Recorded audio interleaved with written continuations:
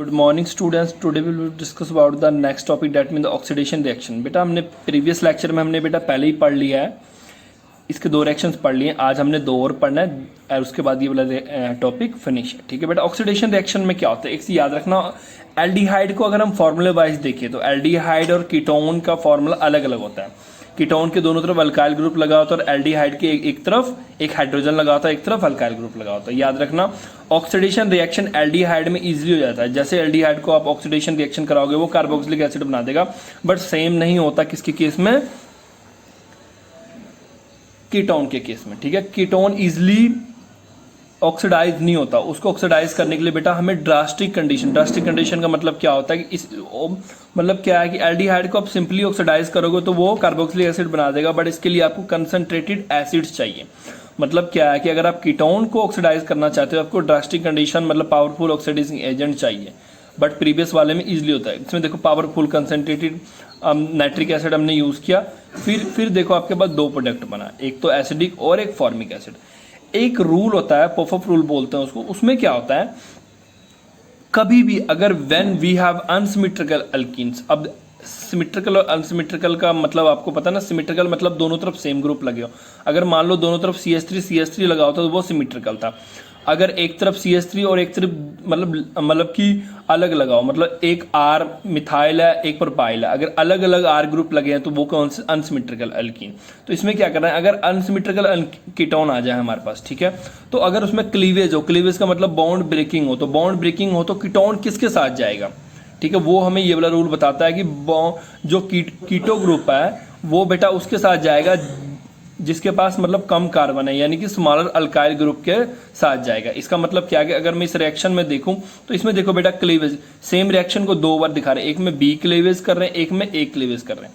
मतलब देखो, अब ध्यान से देखो, पहले मैं आपको ए वाला कराता हूं। ए में क्या है, ये वाला ग्रुप हट रहा है, ये वाला ग्रुप हट रहा है और हमारे पास क्या बन रहा है, ये वाला प्रोडक्ट बन रहा है। एक ये वाला प्रोडक्ट, एक ये वाला प्रोडक्ट। तो याद रखना बेटा ये वाला मेजर प्रोडक्ट है। क्यों ये मेजर प्रोडक्ट क्यों है कि कीटो ग्रुप किसके साथ जाएगा अकॉर्डिंग टू दिस रूल, जिसके पास कम कार्बन वाला हो, मतलब छोटा अल्काइल ग्रुप। छोटा अल्काइल ग्रुप कौन सा है, ये CH3। इसका मतलब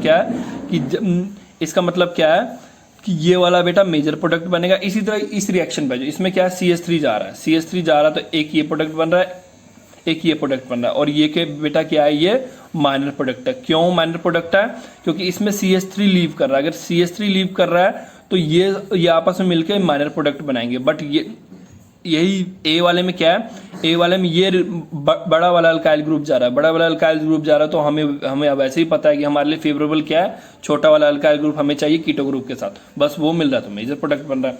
ठीक है, तो और याद रखना बच्चों कि नेक्स्ट क्या है, टॉलेंट रिएजेंट मतलब कि ऑक्सीडेशन में हमने कुछ पढ़ना है। टॉलेंट रिएजेंट पढ़ेंगे, फैलिंग टेस्ट पढ़ेंगे, ठीक है बेटा, बेंडिक्ट सोल्यूशन के बारे में पढ़ेंगे। थोड़ा थोड़ा मैं आपको पढ़ाते जाता हूँ, तब अगर आपको ऑक्सीडेशन रिएक्शंस आ जाए तो आपको थोड़ा बहुत इनके बारे में पता हो। ये हमने लैब में भी यूज करना है और यहाँ पे थोड़ा रिएक्शन में भी आपको इसके रिगार्डिंग बता रहा हूँ। टॉलेंट रिएजेंट क्या होता है, ये रिएजेंट होता है एनोमिकल सोल्यूशन ऑफ AgNO3। फिर क्या, सबसे इसको रिएक्शन से आपको इजीली समझ आएगा।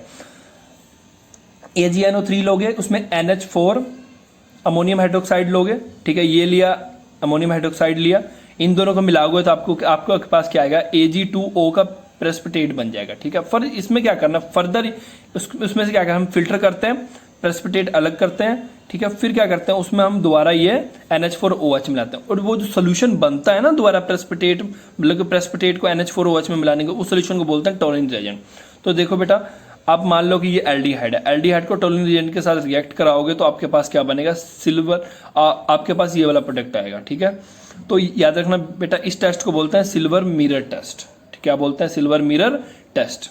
ठीक है, और सिल्वर मिरर टेस्ट से हमें क्या पता लगता है कि एल्डिहाइड ग्रुप है कि नहीं है। अगर एल्डिहाइड ग्रुप है कि नहीं है इसका हमें बता देता है। याद रखना ये सभी टेस्ट, और ये टेस्ट किसमें यूज नहीं होता, ketone does not give this test. यानी कि मान लो किसी सोल्यूशन में एल्डिहाइड और किसी में कीटोन है, अगर आप एक टेस्ट करोगे, सिल्वर मिरर टेस्ट करोगे, तो एल्डिहाइड के बारे में आपको बता देगा, पर कीटोन के बारे में मतलब कि अगर सीधी सी बात है, एक में मान लो एल्डिहाइड है, एक में कीटोन है, अगर मैंने ये टेस्ट किया जिसमें एल्डिहाइड है उसमें वो मतलब कि उसमें वो क्या करेगा, वो टेस्ट पॉजिटिव रिजल्ट देगा, और जिसमें एल्डिहाइड नहीं है, कीटोन है, उसमें वो कुछ करेगा ही नहीं। तो इससे हमें पता लग जाएगा कि कौन सा एल्डिहाइड है, कौन सा कीटोन है। तो वाइवा में अगर पूछा जाए तो टोलिन रिएजेंट का क्या यूज होता है, Tollens reagent is use for the presence to detect the presence of aldehyde. Okay, Fehling solution बेटा दो तरह के होते हैं, Fehling solution A, Fehling solution B. ठीक है, ए में क्या होता है, aqueous solution of copper sulphate होता है, बी में क्या होता है, alkaline solution of sodium potassium होता है। ठीक है, हम क्या करते हैं, जब भी ये रिएक्शन आपने करना है, इन दोनों को क्या करना है, इक्वल अमाउंट में लेकर मिक्स कर लेना है। इक्वल अमाउंट में लेकर आपने मिक्स कर लेना है। ठीक है, मिक्स करने के बाद क्या करना है, आपने एल्डिहाइड के में डालना है। ठीक है, एल्डिहाइड लिया, उसमें डालना है। उसके बाद डालने के बाद क्या होगा, अगर उसमें एल्डिहाइड होगा तो वो रेड ब्राउन प्रेसिपिटेट बनाएगा, अदरवाइज नहीं बनाएगा। याद रखना, ये वाला टेस्ट भी, ये जो टेस्ट है ये कीटोन के लिए यूज नहीं हो सकता, और ना ही एरोमेटिक एल्डिहाइड। एरोमेटिक एल्डिहाइड मतलब बेंजीन के ऊपर सी डबल बॉन्ड, मतलब ये बेंजल्डिहाइड की बात कर रहा हूं मैं, इसमें ये वाला टेस्ट यूज नहीं होता, बेंजल्डिहाइड में ये टेस्ट यूज नहीं होता। ठीक है, बेंडिक टेस्ट भी सेम ऊपर, ये टेस्ट भी सेम ही होता है, फैलिन सोल्यूशन की तरह होता है। ये मैं आपको बता रहा हूँ for your knowledge, for your practical knowledge के लिए भी, थोड़ा सा आपको यहाँ पे पता भी लग जाएगा कि ऑक्सीडेशन करना है तो कैसे करना है। ठीक है, बेंडिक टेस्ट भी ऊपर की तरह सेम था, उसमें कोई चेंजेस नहीं था। नेक्स्ट ऑक्सीडेशन ऑफ सोडियम हाइपोलाइट। ये क्या होता है, एल्डिहाइड लेते हैं। ठीक है, आपने इसमें 3I2 लेना, आयोडाइड लेना है। ठीक है, उसको आपने क्या करना है, बेस की प्रेजेंस में रिएक्ट कराओगे तो आपके पास क्या बन जाएगा, CHO Cl3 बन जाएगा और 3HI बन जाएगा। ठीक है, सिमिलरली आप इसको, ये तो चाहो जनरल रिएक्शन था, ये आपको एक रिएक्शन भी देख सकते हो। आपने एसीटोन लिया, 3I ये लिया, इसके बाद ये आपके पास ये प्रोडक्ट बन गया। ठीक है, अगर आप फर्दर फिर क्या करते हैं, हम फर्दर इसे लेते हैं, फर्दर रिएक्ट कराते हो, आपके पास ये बन जाएगा, आइडोफॉर्म बन जाएगा, और ये sodium salt of carboxylic acid बन जाएगा। ओके, क्लियर है आपको?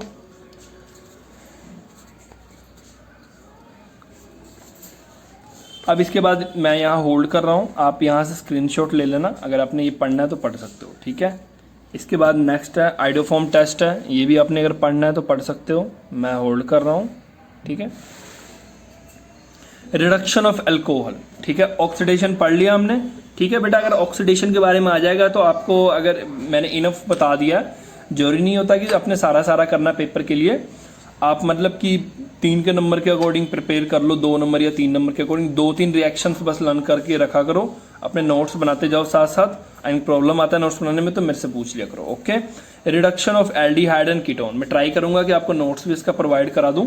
ठीक है, reduction of aldehyde and ketone are reduce to variety, मतलब याद रखना, एल्डिहाइड कीटोन जब भी रिडक्शन करता है तो वैरायटी ऑफ कंपाउंड बनाता है वो। ठीक है, रिडक्शन ऑफ अल्कोहल, याद रखना ये रहा,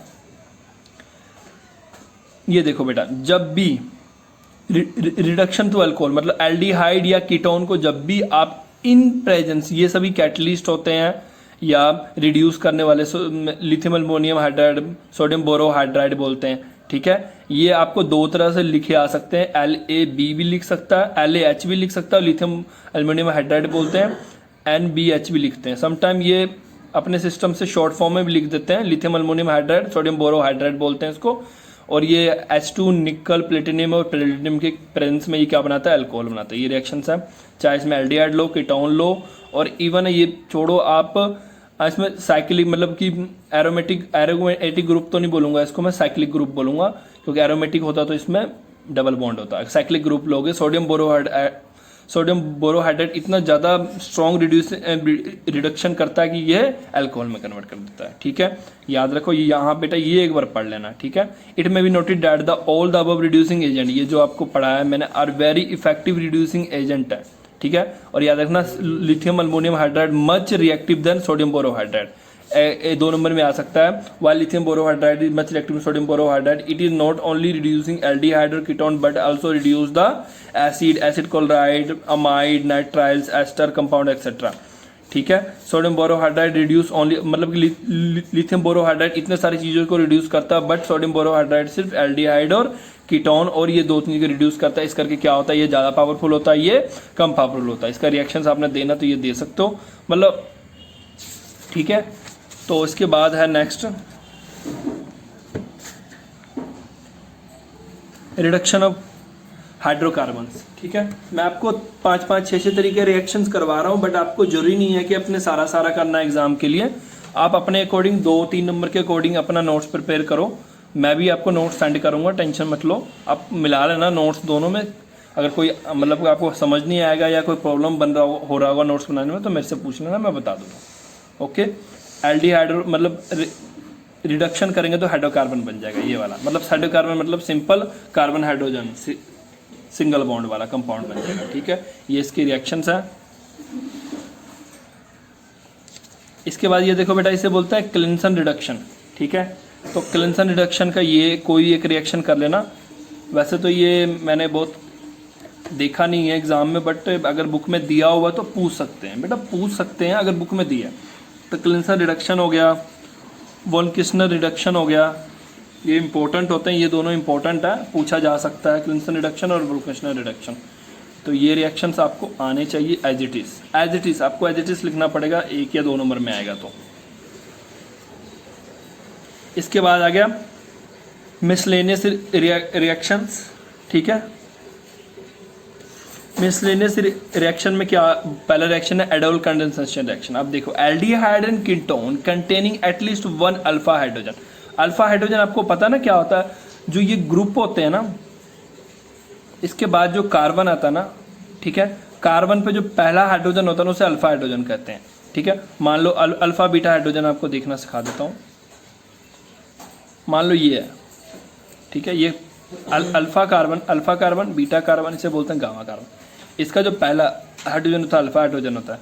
ठीक है, वही मान लो इसमें मतलब तीनों कार्बन होंगे वो अल्फा हाइड्रोजन ही माना जाएगा। ठीक है, अल्फा कार्बन के ऊपर जो तीनों कार्बन जुड़े होंगे वो अल्फा ही माने जाएंगे। इसके ऊपर अगर कोई हाइड्रोजन है तो वो बीटा माना जाएगा। मतलब विद रिस्पेक्ट टू, मतलब मान लो यहाँ पे कोई ग्रुप लगा है, ठीक है, उसके रिस्पेक्ट में मैं आपको ये बात बोल रहा हूँ। इस ग्रुप के बाद जो पहला है वो अल्फा है, बीटा है, फिर गामा है। ठीक है, क्लियर है आपको? ठीक है, क्या बोल रहे हैं, एल्डिहाइड और ketone containing at least 1 alpha hydrogen. ठीक है, और वो जो अल्फा हाइड्रोजन ही हेल्प करता है हमें क्या, self condensation in the presence of dilute alkali. ठीक है बेटा, ये सेल्फ कंडेंसेशन में हेल्प करता है, किसके प्रेजेंस में, डिल्यूट अल्कली, और क्या बनाता है वो, बीटा हाइड्रोक्सो एल्डिहाइड। ठीक है बेटा, इसे ही बोलते हैं aldol. Aldol condensation. Aldol condensation क्यों करता है, क्योंकि ये कंडेंसेशन रिएक्शन में हेल्प करता है, और प्रोडक्ट जो बनता है उसे एल्डोल बोलते हैं शॉर्ट फॉर्म में, और अगर फुल फॉर्म बोलना है बीटा हाइड्रोक्सी एल्डिहाइड। इसमें देखो क्या होता है, 2 मॉलिक्यूल ऑफ एल्डिहाइड लिया, ये हाइड्रोजन इस पे रिएक्ट करेगा। अब ध्यान से देखो बेटा, ध्यान से, ये इस पे अटैक कर रहा है। ठीक है, ये मान लो, इस रिएक्शन को और अच्छे समझाता हूँ। ठीक है, ये यहाँ से यहाँ, मान लो ये डबल बॉन्ड यहाँ मूव किया, यहाँ नेगेटिव चार्ज है। ठीक है, इसने फिर इस नेगेटिव चार्ज पर अटैक किया, यहाँ से छोड़ के गया और ये इसके थ्रू जुड़ गया, ये बन गया। अब देखो ये इसने क्या बनाया, एल्डोल। ठीक है, बीटा हाइड्रोक्सो बुटाइल एल्डिहाइड। ठीक है, ओके, ये क्लियर है यहाँ तक। एल्डोल कंडेंसेशन का एक रिएक्शन ये था। अगर आपने आगे देखना है तो आगे देखो, इसके बाद भी रिएक्शन चलता है, यानी कि बंद तो होता है। एल्डोल बन गया ना, अब एल्डोल बनने के बाद देखो क्या होता है, ये जो वाटर है, एक H इसका और OH है, ये मैंने बेटा जो आपको पीछे बताया ना उसे मैंने कंटिन्यू किया है। ठीक है, ये बना, इसका ये जो है ये वाटर, अगर एल्डोल कंडेंसेशन, ये जो वाटर है, ठीक है बेटा, ये निकलता है किसके प्रेजेंस में, एसिडिक प्रोटॉन, मतलब एसिडिक मीडियम में जब इसको डालता है तो ये वाटर निकलता है। ये वाटर निकलता है तो हमारे पास क्या बनता है, C डबल बॉन्ड। ये देखो, ये दोनों वाटर निकल गया, ये यहाँ से तो अगर ये अपने अपने इलेक्ट्रॉन सब लेके निकल गए तो यहाँ क्या बन जाएगा, डबल बॉन्ड जाएगा। ये जब 2 हटेगा, क्योंकि हमने तो कार्बन की वैलेंसी पूरा करना है ना, तो आपके पास ये बन जाएगा बुटेन 2 इनोल। ठीक है, हो गया रिएक्शन आपका कंप्लीट। ठीक है बेटा, इसे बोलते हैं बेटा वही वाला बीटा हाइड्रोक्सी। ये जो एल्डोल है इसे ही हम बोलते हैं बीटा हाइड्रोक्सी एल्डिहाइड, और इसके बाद ये फर्दर रिएक्शन चलता है, आपके पास ये बन जाता है। ठीक है, इसे बोलते हैं एल्डोल कंडेंसेशन। क्लियर है आपको? और याद रखना बेटा, अगर कोई भी ऐसा चीज जिसमें बीटा मतलब कि अल्फा हाइड्रोजन नहीं हो, वो एल्डोल कंडेंसेशन रिएक्शन क्या नहीं कर सकता, क्या नहीं कर सकता, एल्डोल कंडेंसेशन रिएक्शन, ठीक है। जैसे कि अब ये वाला फॉर्मेल्डिहाइड हो गया, बेंजल्डिहाइड हो गया और बेंजोफिनोन हो गया, do not undergo aldol condensation. अब यहाँ क्वेश्चन आ सकता है 2 नंबर पे, why benzophenone do not undergo aldol condensation reaction. Ben अब ये क्यों नहीं कर सकता, because in the benzophenone alpha hydrogens are not present, and because in the absence of alpha hydrogen they do not give aldol condensation reaction। Okay बेटा, I think clear हो गया होगा, ठीक है। इसके बाद मैं, ठीक है, एक ये रिएक्शन, इसके बाद बेटा क्रॉस एल्डोल कंडेंसेशन। ये मैं बेटा एक बार आपके सिलेबस में देख लेता हूँ ये है कि नहीं। वैसे तो अगर एल्डोल कंडेंसेशन होगा तो ये भी होगा बेटा। क्रॉस एल्डोल कंडेंसेशन सब कुछ सेम है, बस इसमें एक चीज डिफरेंट क्या है कि जो पीछे हमने किया था 2 सिमिलर ग्रुप में किया था ना हमने, कि दोनों ग्रुप सेम थे, CH3C double bond H, CH3C double bond H, 2 same group में किया था। इसमें क्या है, एक सेम, मतलब दोनों ग्रुप अलग अलग है, ठीक है, बाकी सब सेम है। ओके बेटा, ये रिएक्शन वैसे ही है, अगर करना चाहते हो तो कर सकते हो, बस मतलब याद रखना पेपर में आ गया तो कोई टेंशन नहीं है, आपको बस दूसरा ग्रुप अलग ले लेना, बाकी सब कुछ सेम, मतलब कोई चीज़ नहीं अलग होगा, रिएक्शन सब सेम होगा। ये देखो ध्यान से, यहाँ से एक हाइड्रोजन गया, ये मतलब अटैक केस पे जुड़ गया, बाद में क्या हो रहा है, ठीक है बेटा। ये तो आपको प्रोडक्ट आ गया। एंड याद रखना ये ऑल्सो हेल्पफुल होता है वो उनके लिए भी जिनके पास अल्फा हाइड्रोजन नहीं है, जैसे कि फॉर्मेल्डिहाइड है, ठीक है, फॉर्मेल्डिहाइड था, बेंजोफिनोन था, बेंजल्डिहाइड था, ठीक है, उनके पास अल्फा हाइड्रोजन नहीं था। तो उसमें क्या करता है, एक वो वाले ग्रुप लेते हैं और एक ऐसा ग्रुप लेते हैं जिनके पास अल्फा व हाइड्रोजन है, और इनको रिएक्ट करता है in the presence of dilute NaH, और आपके पास प्रोडक्ट बन जाएगा बीटा हाइड्रोक्सी एल्डिहाइड बन जाएगा, ठीक है बेटा। तो क्रॉस एल्डोल कंडेंसेशन रिएक्शन इसमें हेल्पफुल होता है, ठीक है। इसके बाद ये रिएक्शंस और भी हैं, ठीक है। तो मुझे ना बेटा कि याद करा देना एक चीज़ कि मैं आपको ना ये मैकेनिज्म एल्डोल कंडेंसेशन का, अगर कोई बच्चा देखना चाहता है कि एक्चुअल में हुआ कैसे, वो देख सकते हो।